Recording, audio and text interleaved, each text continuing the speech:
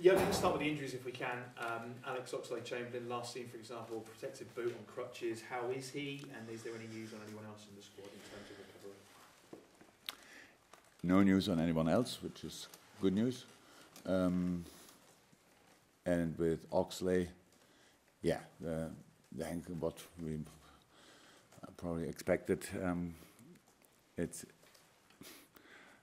you have 3 ligaments on the outside of the ankle. One of them is damaged, and now we have to see how quick we can fix that. I don't know exactly. I had that injury, but as myself, but it's years ago, yeah, it can take a while or it can be quicker. We have to see, but no chance, of course, for Thursday. No chance. This year, Oxley will not play anymore. That's clear, and then we have to see how quick it can settle. Yeah, that's it.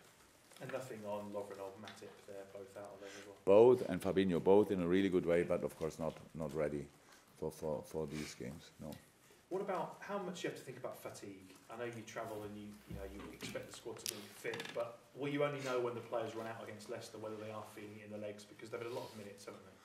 Look, the only real thing I can say, because if whatever I ask the players, we are all in a situation where everybody wants to be constantly fit, so I don't have to ask them, but I can only judge myself. The way to Qatar, sleeping-wise, was difficult to get used to for me. On the way back, it was completely normal. Since then, it's all good. We had yesterday a day off. I'm pretty sure the boys slept as much as they could, and they should be completely fine today. From that point of view, the way there was climate change, all that stuff. That was really kind of intense, and we needed really days, maybe nearly the full week to get used to it. Three. Oh my God, can't believe 3 very important games in between. So I cannot really think about that. I get it that Carlo yesterday had to speak already about it and about his record and stuff like this. All good. It's a big proof for our relationship. I like him a lot. I liked him a lot. No Christmas.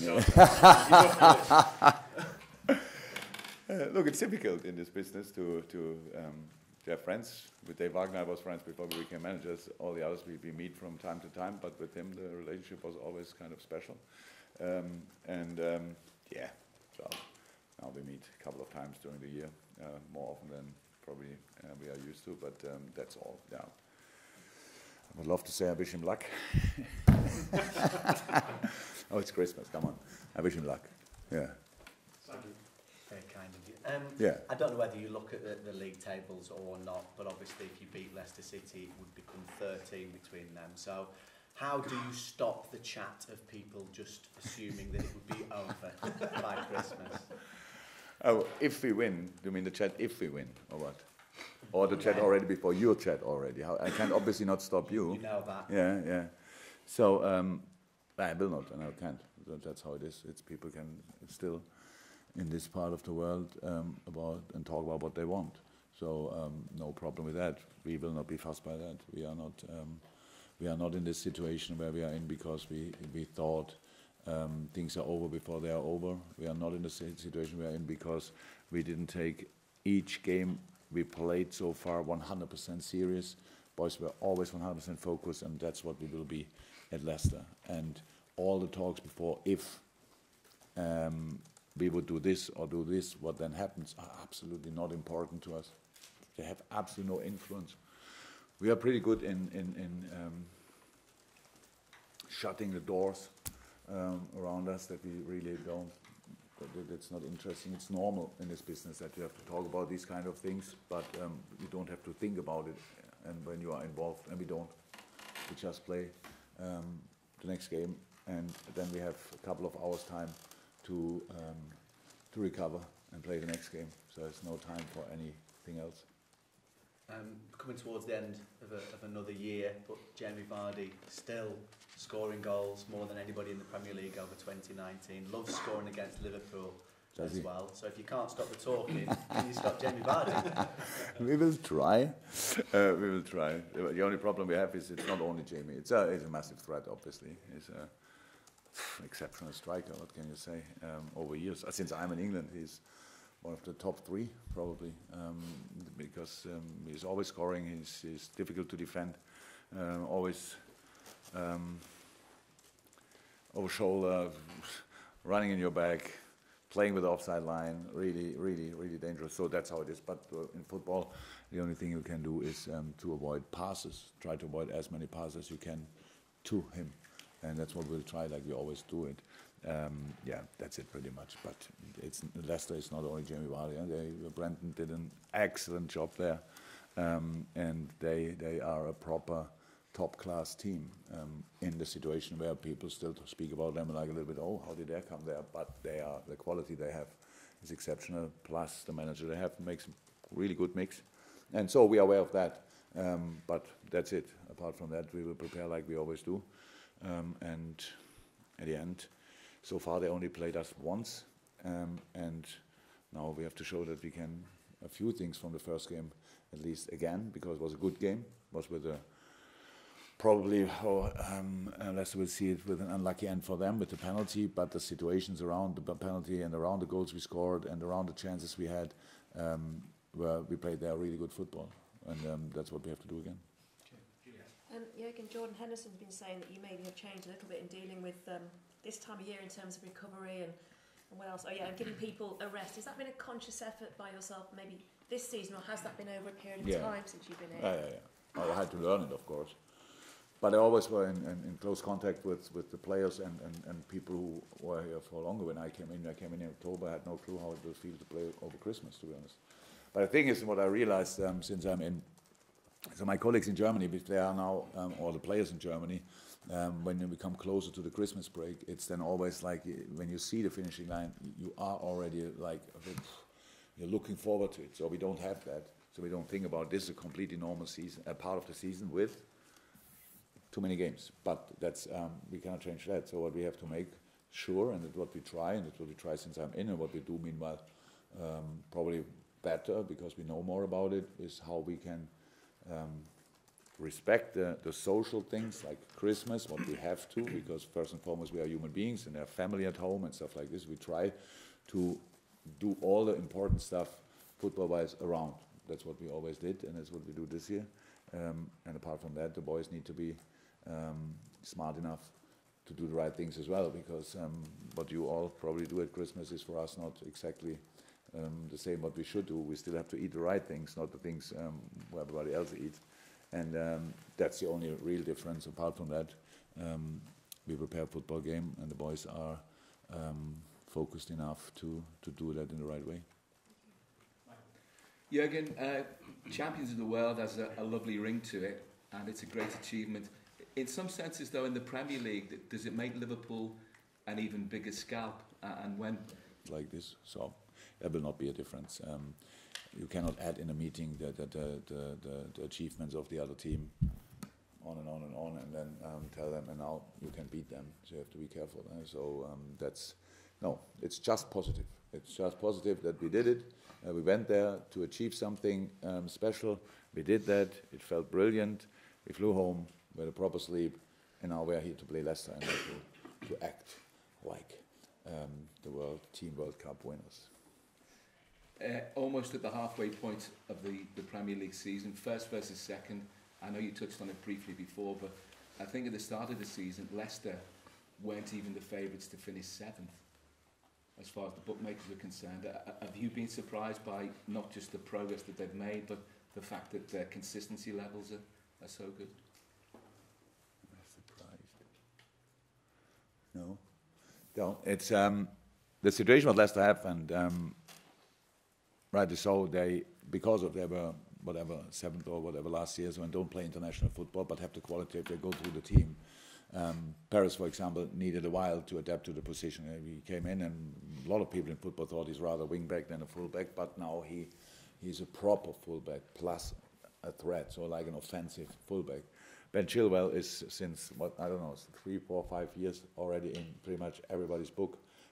Fantastic player, was still a talent maybe, but was a big talent when he played for Huddersfield on loan, came back, had to fight for his place, did that. So Evans, can you have a more experienced centre half, for example, like Kasper Schmeichel, and you have Sanucci, the Turkish guy I know from Freiburg, who needed time to settle. Super pairing, really highest quality pairing.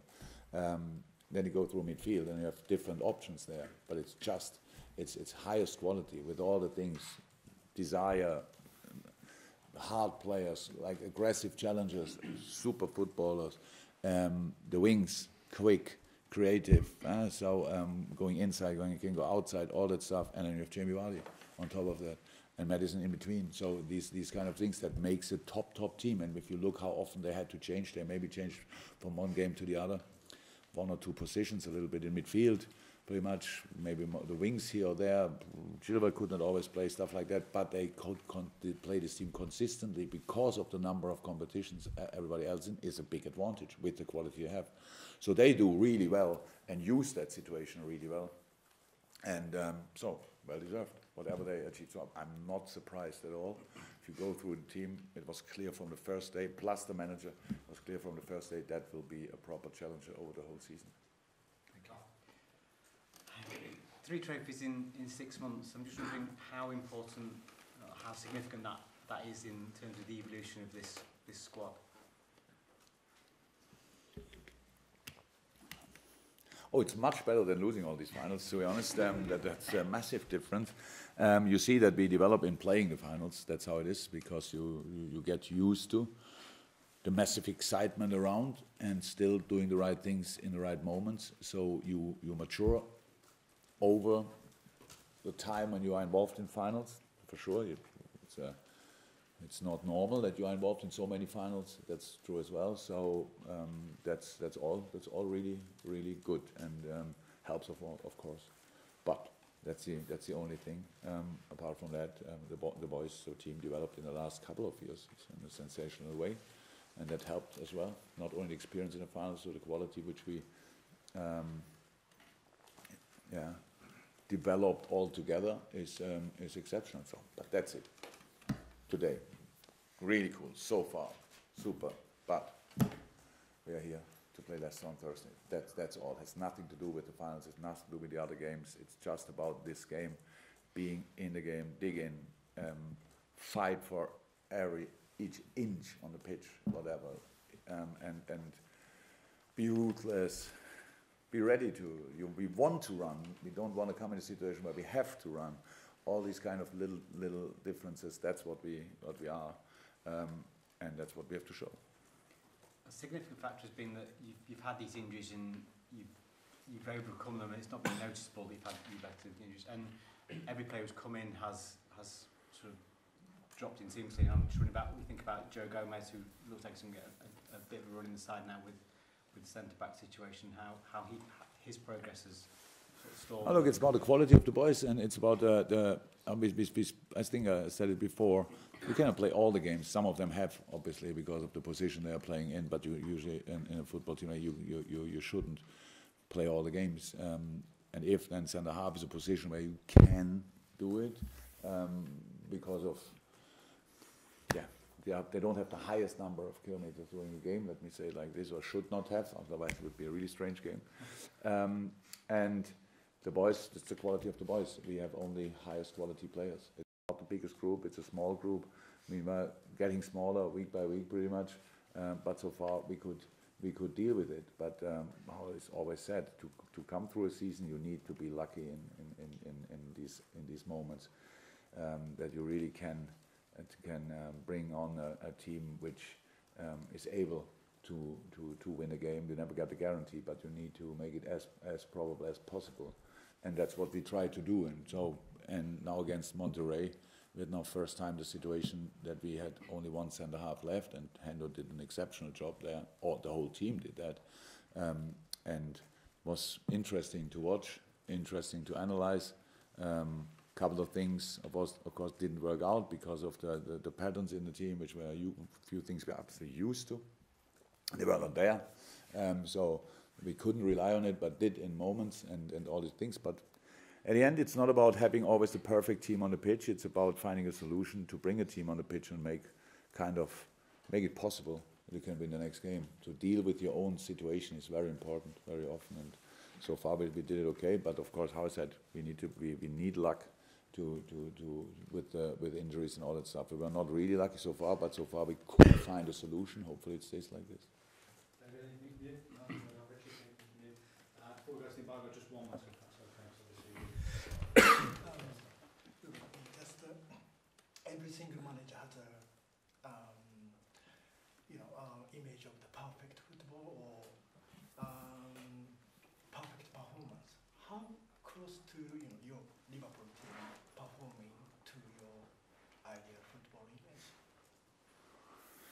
image? Oh. I think it's more like this, that we all in life, not only in football, we constantly search for perfection and we'll never find it. So that's a little bit like this, but without knowing exactly what would be perfect.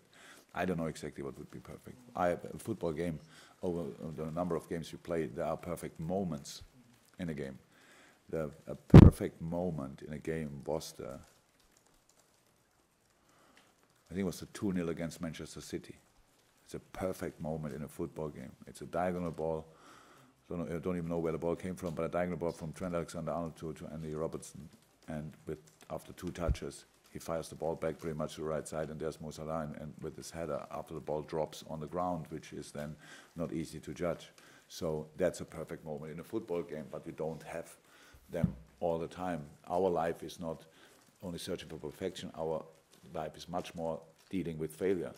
That's what a football game is about, because you cannot play it perfect, or because it's pretty rare that you have perfect moments. You have constantly to deal with not perfect moments, and that's much more important. So I have no clue how a perfect game would look. I never saw it. I saw some glimpses of it, but that's it. So we are in a good moment, but that's because we have the points that we have. But yeah, we need to improve. We need to get better in moments. We need to deal with difficult situations, all that stuff. And if we can do that, it would be perfect, but not with a perfect game. But it's a really good team. So how Takumi can perform for this team, you think? Easy. We will see.